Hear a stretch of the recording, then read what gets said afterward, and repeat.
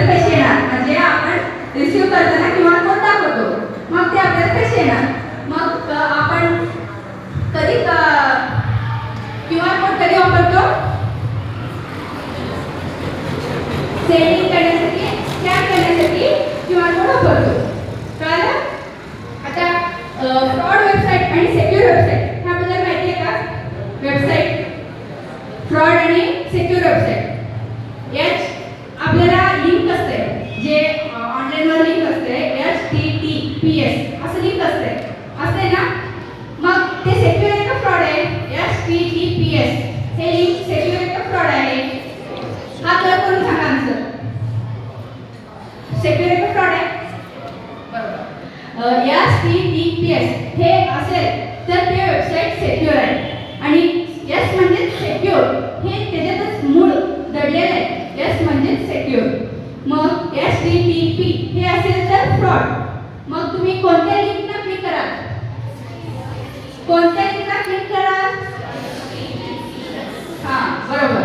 HTTPS हे link असेल तरच क्लिक करायचं. जर HTTP असेल तर क्लिक कराल का तुम्ही?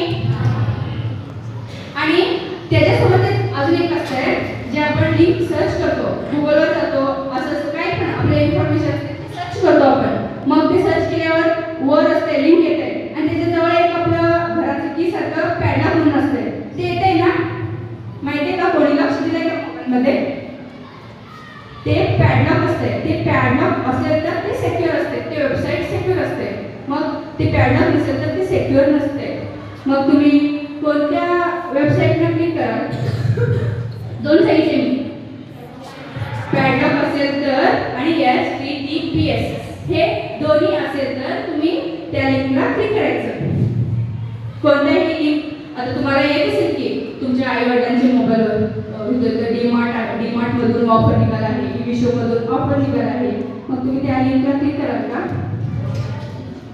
अनोळखी लिंकला क्लिक कराल? त्या लिंकला क्लिक करण्या अगोदर सगळं इन्फॉर्मेशन काढून घ्यायचं बाहेर कोणाकडून तरी, नाही तर त्या मूळ जे वेबसाईट असते त्या वेबसाईटवरून जाऊन ते लिंक खरं आहे का खोटं आहे हे कन्फर्म करून घ्यायचं. त्यानंतरच ते आपण वेबसाईट उघडायचं, ते लिंक उघडायचं.